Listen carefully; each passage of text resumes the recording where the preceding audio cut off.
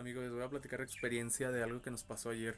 Estábamos navegando en Facebook, pues ahí viendo los chismecitos de aquí de la colonia y pues resulta que hubo algo que nos llamó mucho la atención y pues una chava estaba pidiendo ayuda para alimentar a unos perritos de la calle y pues no podíamos dejarlo pasar, así que decidimos ir a llevarle unos 2 kilitos de croquetas. A lo mejor ustedes han de decir no es mucho, pero en verdad hace la diferencia y pues nos sentimos muy agradecidos con esta persona porque no muchas ayudan a los perritos de la calle y pues menos a darles de comer, no todos tienen corazón. ¿Ustedes qué opinan?